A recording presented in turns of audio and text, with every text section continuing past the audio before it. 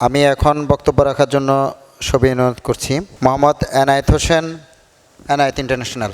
ভাইরা গণতান্ত্রিক যুব ঐক্য মহাজোটের আজকের আলোচনা সভায় উপস্থিত আছেন ভাইরার সকল নেতৃবৃন্দ, সকলের প্রতি আন্তরিক সালাম, আসসালামু আলাইকুম।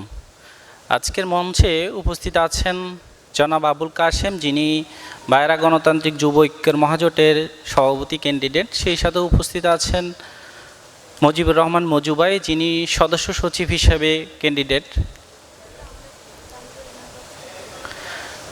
আমি মোহাম্মদ এনায়েত হোসেন, আমি একজন ভাইরা নির্বাচনে 2026-28-এর একজন সদস্য পদপ্রার্থী। সেই সাথে আমি 2024-এর জাতীয় নির্বাচনের একজন ক্যান্ডিডেট, গণ অধিকার পরিষদের এমপি পদপ্রার্থী। আপনাদের সকলের কাছে দোয়া কামনা করছি। আমার দেশের বাড়ি হচ্ছে চাঁদপুর, কচুয়া।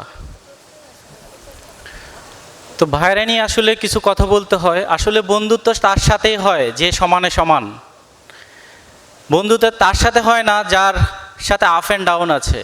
আমাদের প্যানেলটা যতটা সুন্দর আপনারা দেখবেন, আপনার সাথে আমার সাথে বন্ধুত্ব করাটা যতটা ইজি হবে, কিন্তু অন্য প্যানেলের সভাপতি সেক্রেটারি যিনি আছেন তার সাথে বন্ধুত্ব করা ততটা ইজি হবে না।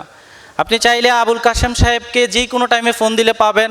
রাত 10টায় বলেন, দিনের 10টায় বলেন, দিনের 12টায় বলেন, তাকে পাবেন।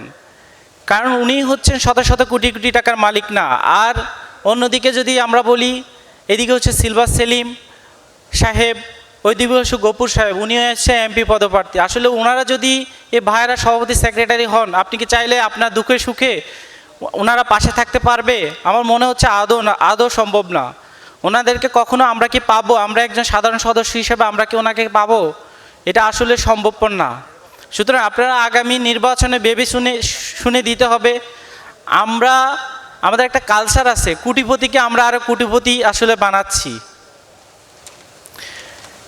কারণ হচ্ছে আসলে বন্ধুত্ব আমার সাথে তার সাথে করতে হবে যে সমানে সমান। আমার চিন্তা করতে হচ্ছে, আমি যখন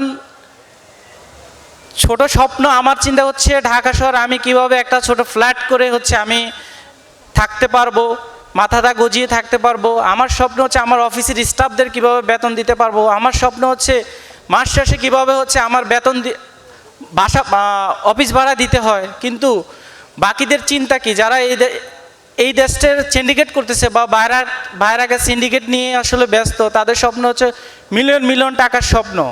কিন্তু আসলে তাদের সাথে কি আপনার বন্ধুত্ব হবে? আসলে সম্ভব না। তো সুতরাং বন্ধুত্ব তার সাথে হবে যাকে আপনি সুখে দুঃখে সাথে পাবেন। এবং এদিকে আরেকটা দিক লক্ষ্য করেন, এইদিকে দেখেন মালয়েশিয়ার সিন্ডিকেট, এইদিকে হচ্ছে সৌদি শ্রমবাজার একদম ধ্বংস হয়ে যাচ্ছে। 25টার উপর একটা ভিসায় 25টার উপর যদি ভিসা থাকে, তাহলে একটা পাইলে তাহলে হচ্ছে ভিসা ম্যান পাওয়ার দিচ্ছে না, কেউ এটা নিয়ে কথা বলতেছে না। সৌদি শ্রমবাজারটা আসলে ধ্বংস হয়ে যাচ্ছে। আমাদের সকলের এগিয়ে আসতে হবে সৌদি সহ সকল সিন্ডিকেটগুলোকে মুক্ত করা। সেই সাথে সাথে সবাই হাতে হাতে মিলিয়ে, কাঁধে কাঁধ মিলিয়ে কাজ করতে হবে।